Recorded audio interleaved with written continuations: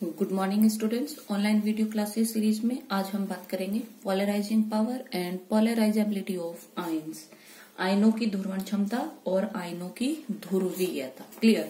तो देखिए, आयनिक बंध बनता है, उसमें जब धनायन ऋणायन के निकट पहुंचता है तो विद्युत आकर्षण बल के कारण धनायन ऋणायन के इलेक्ट्रॉन अभ्र को अपनी ओर खींचता है और साथ ही ऋणायन के धनावेशित नाभिक को प्रतिकर्षित करता है। देखिए क्या बोल रही हूँ, ये देखिए आयनिक बंध किस किस के बीच में बनता है, धनायन और ऋणायन के बीच में।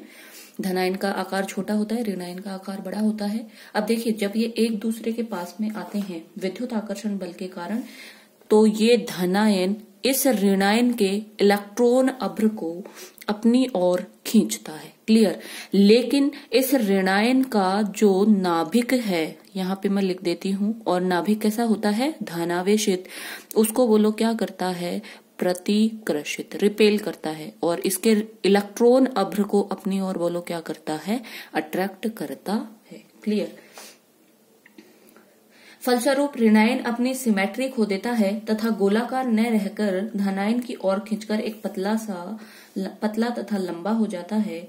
इसे धनायन द्वारा ऋणायन का डिफॉर्मेशन अथवा पोलराइजेशन, अपन ने क्या कहा कि इस वजह से जब ये इसके इलेक्ट्रॉन अभ्र को आकर्षित करेगा और इसके नाभिक को प्रतिकर्षित करेगा तो धनायन जो होता है वो सिमेट्रिक नहीं रहता। अब जो इसकी सिमेट्री है वो मेंटेन नहीं होती और ये लंबा और पतला हो जाता है, और इसी को अपन बोलते हैं, इसका क्या हो जाता है, डिफॉर्मेशन। और इस डिफॉर्मेशन को, कि ये धनायन के द्वारा किया गया है, इसी डिफॉर्मेशन को बोला जाता है धनायन के द्वारा ऋणायन का ध्रुवण, पोलराइजेशन। क्लियर। ये वर्ड आपको ध्यान में रखना है। ऋणायन के इलेक्ट्रॉन अभ्र के इस विकृतीकरण को पोलराइजेशन कहा जाता है। इस ध्रुवणता के कारण धनायन तथा ऋणायन के बीच इलेक्ट्रॉन घनत्व बढ़ जाता है, अर्थात इलेक्ट्रॉनों की साझेदारी हो जाती है, और आयनिक बंध में कौन से गुण आ जाते हैं, सहसंयोजी गुण। और ऋणायन का ध्रुवण या विकृतीकरण जितना ज्यादा होगा, आबंध में सहसंयोजी गुण उतने ही ज्यादा होंगे।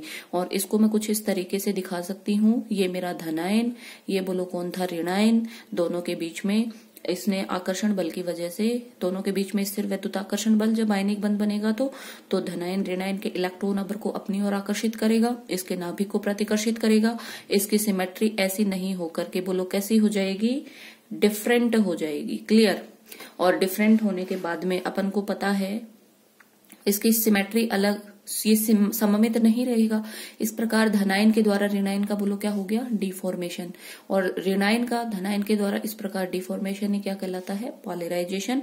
और इस पोलराइजेशन की वजह से धनायन और ऋणायन के बीच में इलेक्ट्रॉनों का बोलो क्या हो जाता है, साझा। और साझा होने की वजह से इस आयनिक बंध में देखो कौन से वाले गुण आ जाते हैं, सहसंयोजी गुण। और ये अपन को पता है, इस धनायन के द्वारा इस ऋणायन का जितना ज्यादा डिफॉर्मेशन होगा, इलेक्ट्रॉनों का साझा उतना ही ज्यादा, और उतने ही ज्यादा बोलो क्या होंगे, सहसंयोजी गुण। तो इसको आप लोग ध्यान में रखेंगे। अब इस पोलराइजेशन को प्रभावित करने वाले कारक देखें। आयन पर अधिक आवेश, पहला है आयन पर अधिक आवेश। क्लियर। और दूसरा पॉइंट है छोटा धनायन, धनायन जितना छोटा होगा उतना ही ध्रुवण ज्यादा होगा। ऋणायन का आकार जितना बड़ा होगा, ऋणायन कैसा होना चाहिए, बड़ा। और चौथा है आयनिक विभव क्या होना चाहिए, आयनिक विभव उच्च होना चाहिए। क्लियर। ये बात तो थी इसको प्रभावित करने वाले कारकों के बारे में। अब देखिए, ऋणायन में जिन ऋणायनों के बाह्यतम कोश में, ध्यान रखेंगे ऋणायन के केस में बात कर रही हूं, कि जिन ऋणायनों के बाह्यतम कोश में 18 इलेक्ट्रॉन होते हैं, जिन ऋणायनों के बाह्यतम कोश में 18 इलेक्ट्रॉन होते हैं, वो उन धनायनों की अपेक्षा ऋणायन का अधिक ध्रुवण करते हैं जिनके बाह्यतम कक्ष में कितने इलेक्ट्रॉन हो, 8। और जहां पे 8 इलेक्ट्रॉन होते हैं उनको अपन अष्टक विन्यास बोलते हैं। 18 इलेक्ट्रॉन होते हैं उसको आभासी अष्टक विन्यास बोलते हैं। क्लियर। आभासी अष्टक विन्यास, तो ध्यान रखेंगे।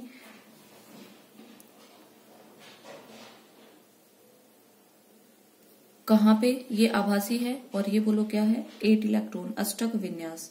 ठीक है, तो ये बात आप ध्यान रखेंगे। अब देखें ये जो अपना आयनिक बॉन्ड था इसमें अपन को पता है ध्रुवण की वजह से कौन से वाले गुण आ गए, सह संयोजी गुण। तो इसकी व्याख्या की गई थी फाजान्स के द्वारा। तो देखिए फाजान ने क्या कहा था वो अपन बात करते हैं। फाजान रूल, देखिए फाजान रूल हमें क्या बताता है, आयनिक बॉन्ड में कितने % सहसंयोजी करैक्टर होंगे, आयनिक बॉन्ड जो बना उसमें कितने % कोवेलेंट करैक्टर होंगे, इसके बारे में फाजान रूल समझाता है।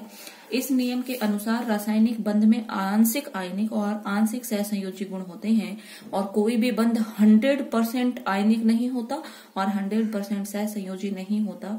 तो इसमें देखिए अतः फाजान ने आयनिक बॉन्ड में कितने % कोवेलेंट करैक्टर होंगे इसके बारे में बताया और फाजान ने कुछ नियम दिए, वो देखिए क्या है।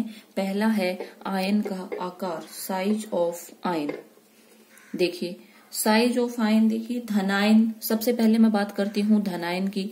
तो अभी अपन ने बात की थी कि धनायन का आकार जितना छोटा होगा उसका नाभिक उतनी ही प्रबलता से ऋणायन का ध्रुवण करेगा और उसके फलस्वरूप सहसंयोजी गुण उतने ही अधिक होंगे। तो ध्यान रखेंगे धनायन जितना छोटा होगा वो ध्रुवण उसकी, या बोलूं उसका ध्रुवण जो शक्ति होगी वो उतनी ही ज्यादा और सहसंयोजी गुण उतने ही बोलो क्या होंगे, ज्यादा। क्लियर। दूसरा देखिए ऋणायन का आकार बढ़ने पर धनायन तो कैसा होना चाहिए, छोटा, और ऋणायन बोलो कैसा होना चाहिए, बड़ा, क्योंकि इसकी साइज जितनी ज्यादा होगी इसका ध्रुवीकरण उतना ही ज्यादा होगा धनायन के द्वारा, और ध्रुवीकरण जितना ज्यादा होगा सहसंयोजी गुण उतने ही बोलो क्या होंगे, ज्यादा। क्लियर, ध्यान रखेंगे।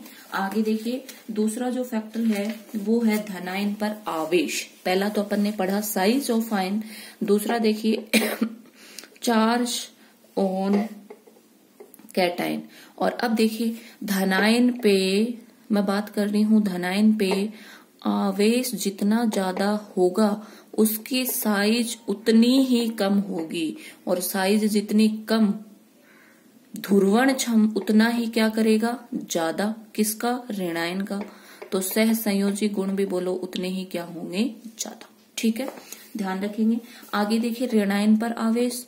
अगर मैं बात करूं ऋणायन पर आवेश जितना ज्यादा होगा साइज का मान उतना ही ज्यादा, और उसके ध्रुवित होने की प्रवृत्ति उतनी ही ज्यादा। तो सह संयोजी गुण उतने ही बोलो क्या होंगे, ज्यादा। ध्यान रखेंगे। आगे देखिए धनायनों का इलेक्ट्रॉनिक विन्यास। तीसरा जो है वो है इलेक्ट्रॉनिक कॉन्फ़िगरेशन। देखिए, और ये मैं किसकी बात कर रही हूं, कैटायन की।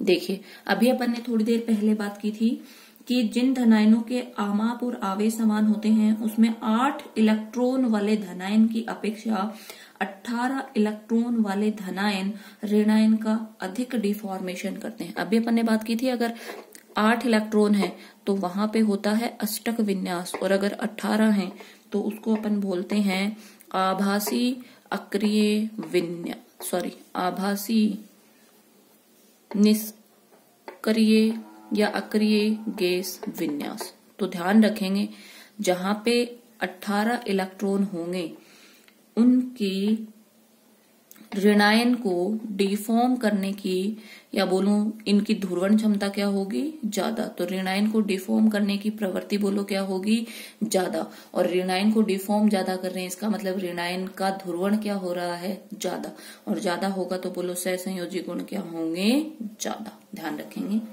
आगे देखिए आयनिक विभव, उच्च आयनिक विभव। देखिए उच्च आयनिक विभव, सबसे पहले तो अपन को पता होना चाहिए आयनिक विभव क्या होता है। तो देखिए आयनिक विभव बराबर होता है चार्ज अपॉन साइज। क्लियर।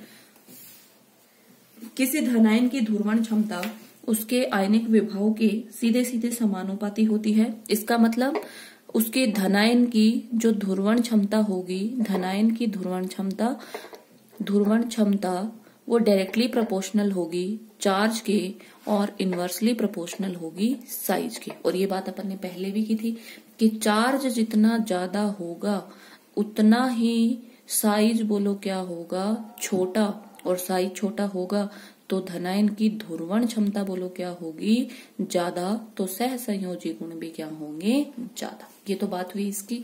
दूसरा मैं बात करती हूँ साइज की।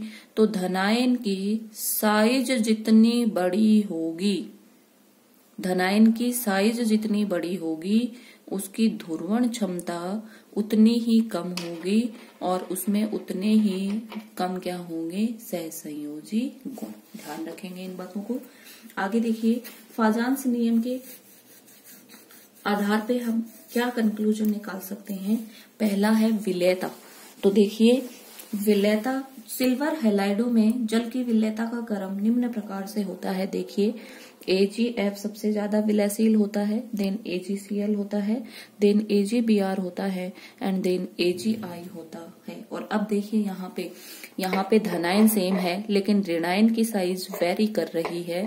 सॉरी, सबसे छोटी साइज इसकी है, देन ये एंड देन ये। और अपन को पता है यहाँ पे ये वाला जो ऋणायन है इसकी साइज बोलो क्या है, सबसे बड़ी।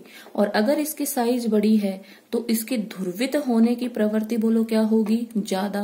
और ध्रुवित होने की प्रवृत्ति ज्यादा तो सहसंयोजी गुण बोलो क्या होंगे, ज्यादा। इसलिए इसकी जल में विलेयता बोलो क्या हो जाएगी, कम। क्लियर, ये कंक्लूजन अपन निकाल सकते हैं। आगे देखिए, गलनांक देखिए। तो गलनांक डायरेक्टली प्रोपोर्शनल, सॉरी, गलनांक जो होते हैं वो इनवर्सली प्रोपोर्शनल होते हैं सहसंयोजी गुणों के। मेल्टिंग पॉइंट इनवर्सली प्रोपोर्शनल होते हैं सहसंयोजी गुण। तो देखिए, तो इसका मतलब ये बोल सकते हैं कि सहसंयोजी गुण कब ज्यादा होंगे, जब ध्रुवण क्षमता ज्यादा होगी या ऋणायन के ध्रुवित होने की प्रवृत्ति ज्यादा होगी। और अगर ज्यादा होगी तो सहसंयोजी गुण ज्यादा, और सहसंयोजी गुण ज्यादा तो मेल्टिंग पॉइंट बोलो क्या होंगे, कम। आगे देखिए, इंपॉर्टेंट जो है वो धातु ऑक्साइड की प्रवृत्ति। धातु ऑक्साइड की प्रवृत्ति, तो देखिए आप ध्यान रखेंगे, आयनिक विभव के मान पर धातु ऑक्साइडों की प्रकृति निर्भर करती है। यदि इसका मान 2.2 से कम है तो धातु ऑक्साइड जो होगा वो होगा क्षारीय। ध्यान रखेंगे, यदि इसका मान 2.2 से 3.2 के बीच में है तो वो होगा उभयधर्मी, उभयधर्मी।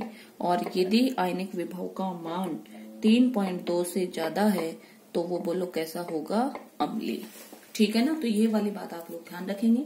आयनिक विभव का मान यदि 2.2 से कम तो क्षारीय, 2.2 से 3.2 के बीच में उभयधर्मी होगा और 3.2 से ज्यादा बोलो कैसा होगा, अम्लीय होगा। Thank you.